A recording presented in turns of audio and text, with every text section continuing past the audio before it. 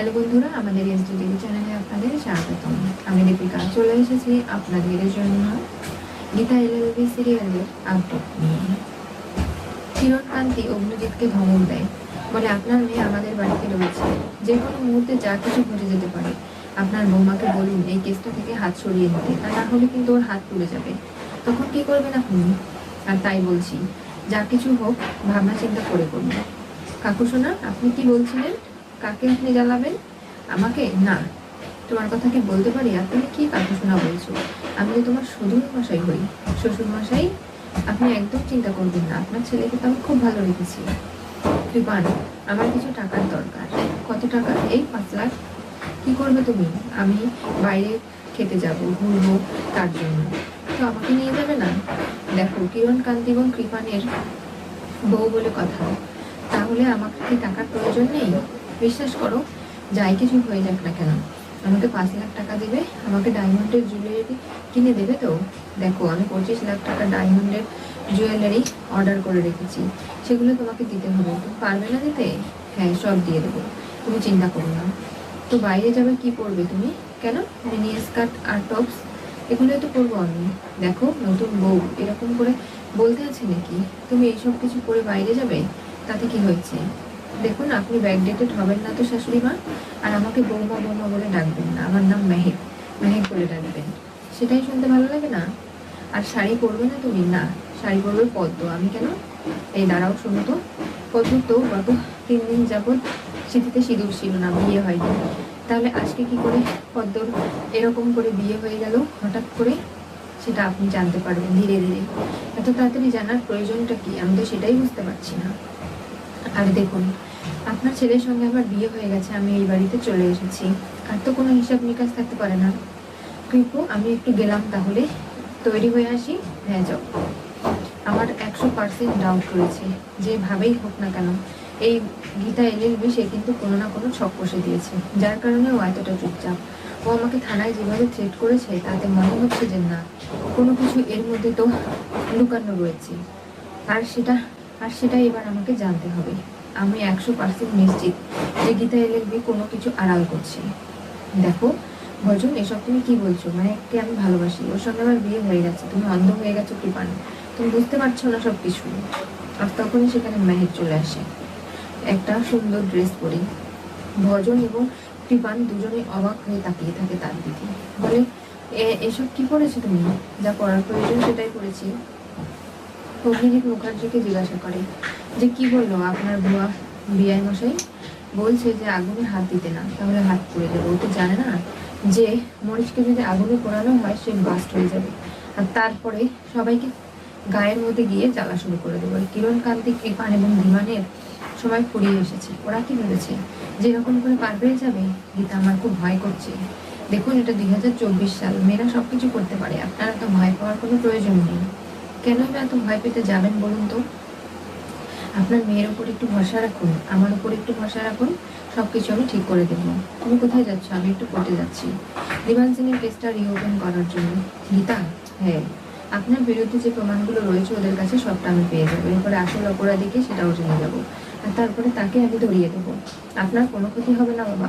আর মেহেকের কোনো ক্ষতি যদি ওরা করে দেয়, খালি হাত লাগিয়ে দেখুক না, এই গীতা এলএলবি গিয়ে কি তাণ্ডব করে আসে সেটা ওদের দেখতে পারবে। কোনোভাবেই ওরা জানে না যে আমি কি করতে পারি আর কি পারি না। এলিন, তুমি কোথায়? দেখো, এই বাড়ির কেউ যেন কোনো তথ্য এই মেহেকের বিয়ে সম্পর্কে না দেয়, সেটা কিন্তু তুমি মাথায় রেখে দিও। সেটা নিশ্চয়ই তুমি বুঝলো। আর এই তথ্যগুলো যদি ওদের কাছে চলে যায়, তাহলে কিন্তু খুব খারাপ হয়ে যাবে নানাভাবে। তখন কিন্তু মেহেক বিপদে পড়ে যাবে, সেটা নিশ্চয়ই বুঝতে পারছো? হ্যাঁ, আমি তাহলে বেরোচ্ছি। গীতা বেরিয়ে যায়। তখনই ভজনের কাছে ফোন চলে আসে। তার ভাড়া করা গুন্ডারা জানায় যে গীতা এলএলবিকে সে কোটচত্বরে দেখেছে। ভজন বলে, ওকে আটকাও, যেভাবে হোক উড়িয়ে দাও, তা না হলে ওকে কোনোভাবেই বাধা দেওয়া যাচ্ছে না। ও কিন্তু এই বিমান সিংয়ের কেসটা রিওপেন করতে যাচ্ছে, যেটা আমি ওকে করতে দেবো না, তাই ওর পিছু নাও। গীতা সব কিছুই বুঝতে পারছি। কেন তুমি এরকম করে গীতার পেছনে কেন লেগেছো? পদ্ম ফোন করে দেয় গীতাকে, বলে, ও কিন্তু তোমার পেছনে ফেউ লাগিয়ে দিয়েছে ওই ভজন মুক্তির। ভাড়াটে গুন্ডারা তোমাকে মারতে যাচ্ছে। আরে গীতা, কে তো চেনে না, আসুক না, এমন ধুলাই করবো যে ভজন মুক্তির একেবারে বুঝতে পারবি যে আমার সঙ্গে পাঙ্গা নেওয়া অতটাও সহজ নয়। আর তুই রেখে দে পদ্ম, চিন্তা করিস না, চিন্তা করিস না। ওই যে বরযাত্রী এসে গেছে, ওদেরকে একটু ধোলাই করি, তারপরে তোর সঙ্গে কথা বলছি। পদ্ম ঘরের মধ্যে গিয়ে চিন্তা টেনশন করছে। মেহেক হাসছে, গাইছে আর বলছে যে এখন আমাকে যেতে হবে তৈরি হয়ে। কোথায় যাবে? তোর অঙ্কিত দাদাবাবুর সঙ্গে একটু প্রেম করতে, ওকে আমি বলেছি নিচে আসতে, ওর সঙ্গে যাব আমি। তুই চিন্তা করিস না, আমার অঙ্কিতের সঙ্গেই ভাত কাপড় হবে, অঙ্কিতের সঙ্গে পরিচর্যা হবে, কোনোভাবেই আমি ছাড়বো না, বুঝতে পেরেছিস তো? আমার স্বামীর বাড়িতে আমি ঠিক খুলে যাবো, আর তোর এই বাড়িতে যাতে ভাত কাপড় হয়, তোর যাতে পরিচর্যা হয়, সেই দিকটা আমি দেখবো। সবার আগে পাপাকে নির্দোষ প্রমাণ করতে যা যা প্রমাণের দরকার সেগুলি পেতে হবে, তা না হলে কোনোভাবেই কোনো কিছু করে ওঠা যাচ্ছে না। এখন আমি ওদের কাছে টাকা চেয়েছি, জানিস তো, ওদের মাথায় কাঁঠাল ভাঙার ফলা। 5 লাখ টাকা চেয়েছি, যেটা দিয়ে অঙ্কিত এবং আমি দুজনে শপিং করে ঘুরে বেড়াবো, রেস্টুরেন্টে খাবার খাবো, আড্ডা দেবো, ওদের টাকায়। ওরা জানতেও পারবে না। কিরণ কান্তি এবং কৃপার নিজেকে খুব চালাক মনে করে, তাই না? সেই চালাকিটা আজকে খুব ভালোভাবে বেরিয়ে আসবে। কতটা কি করতে পারে। মেহেক এসে বলে, দেখো কৃপা, আমি যে বাইরে যাচ্ছি তোমার কোনো সমস্যা নেই তো? না, দেখো আমি এই যুগের মেয়ে, আমি কিন্তু নিজের লাইফটা নিজের মতো করে কাটাতে ভালোবাসি। এরকম ব্যাকডেটেড হয়ে বাড়িতে পড়ে থাকতে কিন্তু আমি পারবো না। তুমি আমাকে শাড়ি পরতে কেন বলছে? আমি সেগুলো পরবো না। তুমি তো আমাকে বোঝো, তাই না? তুমি সব থেকে যে ভালো ড্রাইভার তোমাদের বাড়ির, তাকে আমাকে দেবে। আর সব থেকে যে দামি গাড়িটা বড়, সেটা মধ্যে করে চড়ে আমি ঘুরে বেড়াবো, সেটা নিশ্চয়ই তুমি বোঝো। হ্যাঁ, তুমি একদম চিন্তা করো না, আমি সবকিছুর ব্যবস্থা করে দিচ্ছি। আর তাহলে আমি যাই কৃপু? আমার এই বজ্জাত মেয়েটা কৃপু বলে রাখছি, তো কি বলে ডাকবো বলুন? আপনাকে সর্বোচ্চ বলে কাকু সোনা বলে রাখতে পারি, আর আমার স্বামীকে আমি কি বলে ডাকবো সেটা তো আমার ব্যাপার, তাই না? ভজন গীতাকে ফোন করে আর বলে, দেখ, কৃপানের সঙ্গে মেহেকের যে বিয়ে হয়েছে, আমার ডকুমেন্ট চাই, বিয়ে ছবি ভিডিও সবটা। কেন? কৃপানকে এই বিয়েটাকে অস্বীকার করছে নাকি? নাকি কোনোভাবেই আমাদের বাড়ির মেয়েকে অসম্মান করার চেষ্টা করছে? আমি কোথায় সেটা বললাম? কৃপানকে ফোনটা দিই। কি ব্যাপার বাবু সোনা, তুমি কি চাইছো না যাতে মেহেকের সঙ্গে তোমার বিয়েটা ঠিকঠাক মতো হয়? আর তা না হলে কিন্তু আমাদের বাড়িতে যদি আসে মেয়ে, তাহলে আমি কিন্তু আর যেতে দেবো না পথ ফেরোনিতে। কি বলছো কি গীতা বৌদি? তাহলে ভজন মিত্র একটু বলো যে তোমাদের বাড়ি থেকে চলে যেতে, তোমাদের বাড়ির আশেপাশেও যেন ওকে দেখা না যায়। ও যদি এরকম করতে থাকে তাহলে কিন্তু কৃপান আমি কোর্টে যাব। মেহেক এবং তোমার সম্পর্ক নিয়ে আমি নতুন করে কেস লড়বো, বলবো আমাদের বাড়ির মেয়ের সঙ্গে তুমি খারাপ আচরণ করছো, তোমাদের পরিবারের সবাই জ্বালাতন করছে, এমনকি মেহেক সুখী নেই। তখন কি ভালো লাগবে? মেহেককে তুমি কিন্তু হারিয়ে ফেলবে, কোনোভাবেই পাবে না। না, আমি সেটা চাই না। তোমার সঙ্গে বিয়ে হয়েছে কিনা মেহেকের, সেটা তুমি ওকে বলো, যার কারণে ও চুপ হয়ে যাবে। কি ব্যাপার, কি বলো মূর্তি? আমি বলেছি না এই বিয়ে সম্পর্কে কোনো কথা বলতে না। আমার বউ নিয়ে এত মাথা ব্যথা কেন আপনার? আপনি এই বাড়িতে আর না যেন দেখি, বুঝতে পেরেছেন? আর যা কিছু হয়ে যাক না কেন, আমি এই বাড়ির এই সমস্যাগুলো আমি মিটিয়ে নিতে পারবো। কৃপান, তুমি বুঝতে পারছো না, তুমি প্রেমে পাগল হয়ে গেছো মেহেককে হারানোর ভয়ে। তুমি বলো তো সত্যি করে, যে তোমার সঙ্গে কি মেহেকের বিয়ে হয়েছিল? তুমি কি প্রত্যক্ষ সাক্ষী? তুমি সবকিছু মনে আছে? আমি বুঝতে পারছি ওই শরবতে কিছু একটা মেশানো হয়েছিল, ঘুমিয়ে জাতীয়, যার কারণে তোমরা সবাই একসঙ্গে বরযাত্রীরা ঘুমিয়ে গেলে, কেউ জানা থাকলো না। আর এটা একটা গেম খেলেছে গীতায় লিখবি, তারপরে তোমারটাও ঠিক করে মনে নেই। তখনই কৃপানের মনে পড়ে সে 7 পাকে ঘুরেছে, কিন্তু কার সঙ্গে মুখটা মনে করছে না। এমনকি সেদিকে সিঁদুরও পড়িয়েছিল। তারপরেই আমি জানি গীতা কখনো ডকুমেন্ট পাঠাতে পারবে না।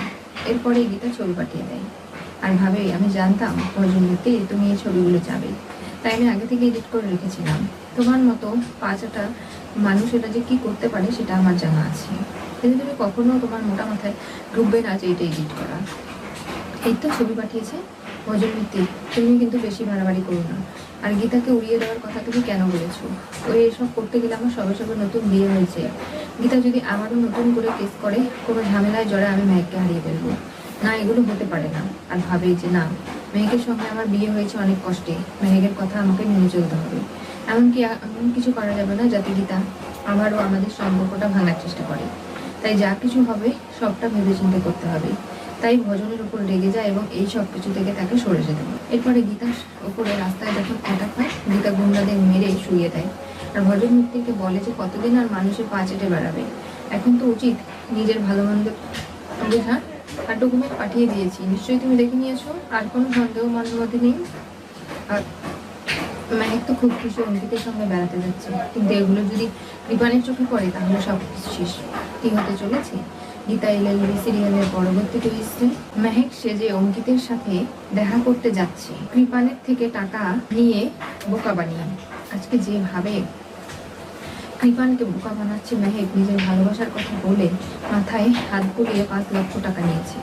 এমনকি আরো কিছু জুয়েলারি অর্ডার করেছে যেগুলো কৃপানের থেকে এসে নেবে। গীতা তো অনিন্দিত মুখার্জিকে জানিয়েছে যে আপনার মেয়ে মেহেকের ভাত কাপড়ের অনুষ্ঠান হলো অঙ্কিতের বাড়িতে, এমনকি ফুলসজ্জাও হবে অঙ্কিতের সাথেই। আর কৃপানের সঙ্গে যে আসল বউ পদ্ম, তাই ফুলসজ্জা ভাত কাপড় সবকিছু হবে। একটু ভরসা রাখুন না, দেখুন না আমি কি করি। এত কিছু যখন করতে পেরেছি, এবার আপনাকে এই সমস্ত ঝামেলা থেকে মুক্তও করতে পারবো।